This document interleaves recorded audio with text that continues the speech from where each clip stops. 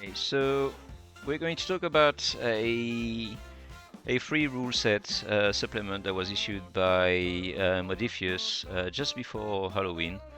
So again, apologies, I'm talking about this now when it's the end of November. Um, yeah, I'm sorry. I was busy doing other things like playing Icarus on the computer. Somehow I love the grind of restarting the same things over and over again. Anyway, so yeah, this is a rule set supplement that was issued just before Halloween, and you'll see it's very thematic.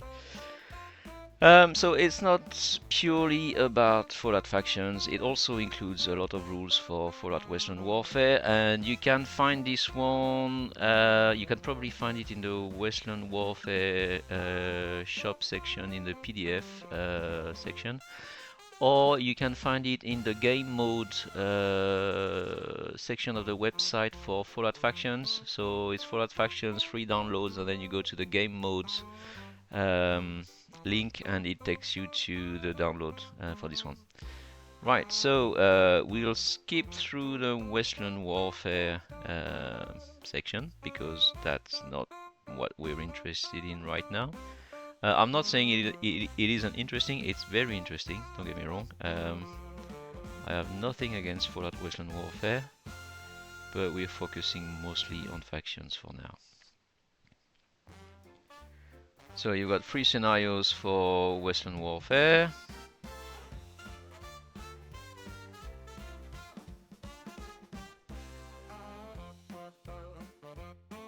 And you've got a section for factions.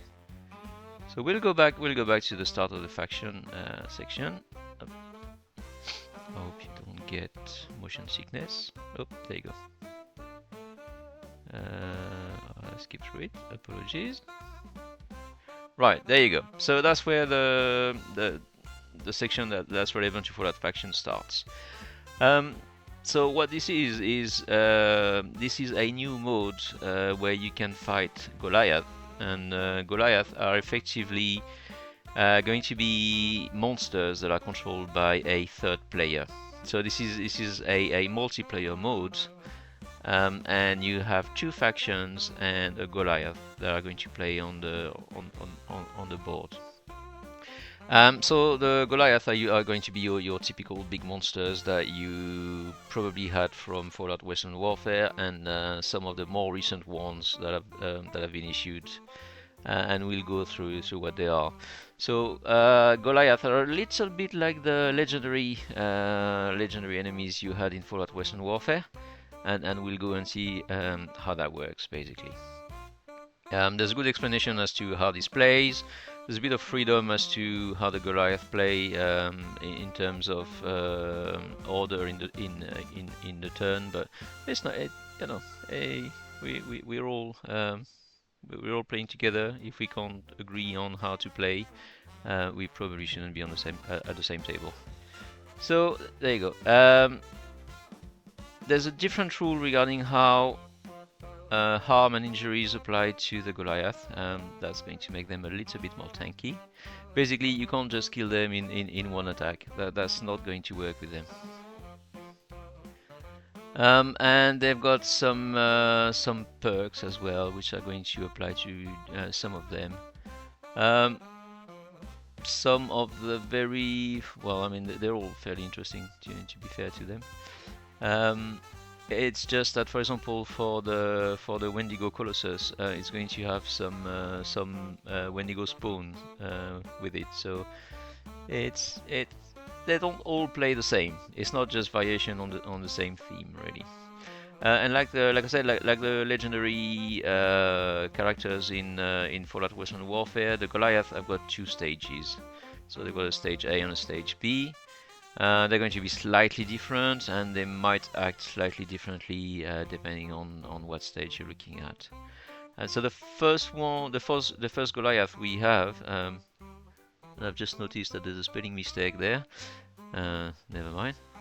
So the first Westland Golita we have is the Deathclaw Matriarch. I think she's going to be very typical of a Deathclaw, really. Um, Then finally, and very happily for me, because I do have Frank Horrigan from Fallout Western Warfare. He can finally be the main antagonist in the game, and yeah, I mean it's fairly simple. It's just big monsters you have to fight. The way they interact with the board is going to be quite interesting because well, you'll see that when we get to the Super Mutant Behemoth. Frank Horrigan, Deathclaw Matriarch, they're fairly normal. They just there's nothing terribly special about them. They've got interesting perks, but nothing much. Then you've got the Fog Crawler.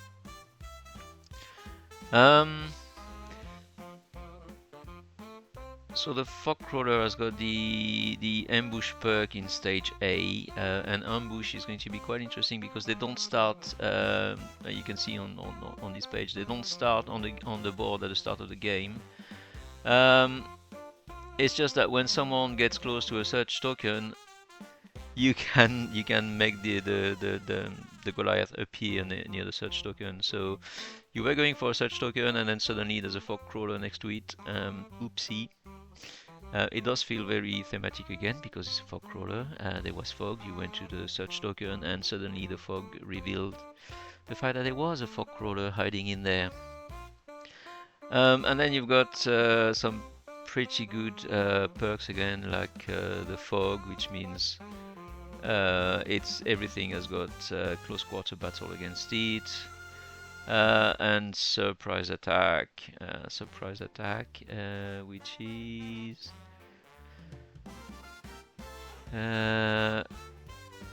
yeah, that's it. So it disappears from the board, and when it gets to stage B, and then appears again. Oh, and obviously the way you change through the phases. It's basically when you start in stage A, and when it would be incapacitated, you remove all harm, injury, and fatigue, and it goes into stage B. Yeah, bear in mind, you might want to think carefully about when you move from stage A to stage B, because you're removing all fatigue, so you can get another attack the same round, which would be terribly bad for you if you don't plan this correctly. And obviously the special profile changes between stage A and stage B, and yeah, the perks change as well. Okay. And then we have probably one that's going to be my favorite, the Super Mutant Behemoth. And why is he my favorite? Because of his attack, basically. He's also got interesting perks like Freight Train, which is one we also see in the companion rules. But what I really love about the Super Mutant Behemoth is he can pick up a search token or a model and throw them at another model. So you can start yeeting models across the board, and it also stuns the models that are hit by the tokens or the other models. So it's super fun. If you've got a third player that can control the Super Mutant Behemoth, well, you're going to have super fun games with models being thrown across the board. It feels super exciting. The Basher perk. So basically, you just get pushed back on your attacks if you retain a critical effect.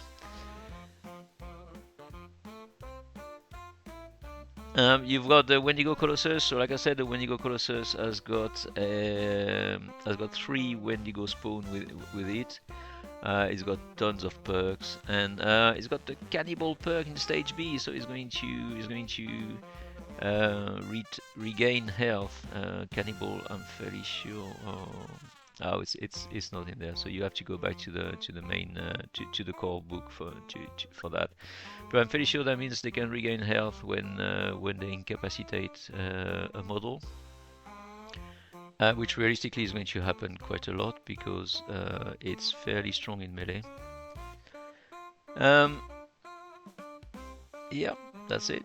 So you have a Wendigo Colossus with 3 Wendigo spawn. They've all they've all got they've all got melee and range weapons. By the way, well, not the Fogcrawler. Fogcrawler is melee only, and the Deathclaw is melee only. But Frank Horrigan has obviously got melee and range. Super Mutant Behemoth, like I said, has got obviously a melee attack with the Fire Hydrant Club, but he can also throw people and tokens across the board, so that counts as a ranged attack. Wendigo Colossus and Wendigo Spawn have got your typical melee attack and their Scream for the spawns and Corrosive Speed for the Colossus. And that's it. Then it also comes with a scenario, but I mean you can introduce them in the other games as well. I can't see why you'd be limited to this one, but hey. Yeah. So the scenario comes with special rules and a way to score the scenario. It's a very exciting one, to be fair. All you have to do to play this is find a third player, and to be fair to the game mode, this is probably the greatest way of introducing a new player to Fallout Factions, because they don't have to track so many things. Obviously, they've only got one or a few models to control. They do have to learn the rules, but it's a lot less complicated than having a full crew, and also that allows a new player to start playing into an existing campaign for example, 2 players that would play regularly. If you've got someone as a one-off to play with you, then they can perfectly play that play that Goliath. It's going to be fun for everyone, and maybe you can introduce someone, and they'll then get a crew of their own. So I think this is excellent. Again, this shows that Modifius haven't abandoned the game after it was thrown into the world. They are supporting the game. They're producing things for the game. They're adapting more of the Fallout Western Warfare models to Fallout Faction, and all the new ones that are being issued, they seem to progressively have rules also for Fallout Faction. So that's absolutely great, because the Wendigo Colossus, for example, that was issued not that long ago for Western Warfare, and it didn't have rules to play in factions, and now it does. So I think this is a good sign that Modifius are supporting Fallout Faction, and they're willing for it to be a successful game, and a game with different play styles, and even multiplayer. So I think that's great. Do try to play the game with 3 players. Leave some comments to say how it went. Did you have a good time? Did it really help you to introduce new players to the game? And yeah, I'm sure we'll have some excellent battle reports with multiplayer games. It feels like it's really going to be a fun game mode. Silly me. I was forgetting 2 very important things that were issued in the Spooktober rules, again showing that Modifius is very much supporting the game. Great news also for us, because we have a lot of synths from Fallout Western Warfare, because my little helper was maining the synth in Western Warfare. So we now have a way of introducing those synths in factions. So when a model is incapacitated, you can now use a ploy to, instead of completely removing that model, well, you do remove that model, but you put on the board a synth. So obviously it's not going to have the same stats as the model that was removed. It's just revealed that it was a synth, and it's got fairly weak characteristics, but it's got some. Well, at least it saves you from if you had a model in a very key position, it saves you from having that model completely removed from the board. So you still have something in that key position. It's got melee weapons, but it's fast, and it's got again a very meh range weapon, which is just a 10 mil pistol. So nothing great, but it does have the uncanny perk, which means that your opponent might not be able to actually target that model. And that's about it for synth. So again, very interesting. You do have to use a ploy. So if you've only got one ploy and your faction specific ploy is very interesting, that might not be the one for you. If you have two ploys in the leg up phase of the game, then you might want to use that. Again, entirely up to you. Do discuss the use of those ploys, or of this specific ploy, with your opponent, because again, don't spring things on your opponent without having said that you might use that ploy first. Again, we're supposed to be people playing a game, so let's try to act like reasonable people. But that's interesting. Obviously, you can't spring a cursor on people. It's a synth, so it's revealed as a fairly low level synth. Very thematic. Love the fact that this is super thematic, and reminds you of all the things paranoia in Fallout 4. I think it's great. And there's also in the Spooktober rules, there's also a bit of an update for the Super Mutant faction, and that completely destroys my proxy that I was using in my Super Mutants crew. There are now rules for centaurs in the Super Mutants. You do have a new line in your crew limits. You can only ever have one centaur, regardless of the tier of your crew. So you'll only ever have one. But the centaur is it's reasonably expensive model at 32 caps. It does have a sort of short range attack, which is like a grenade, so it's got an area, and it does interesting things like irradiate. So yeah, maybe that's an interesting thing to use. It's slow, so only once a round.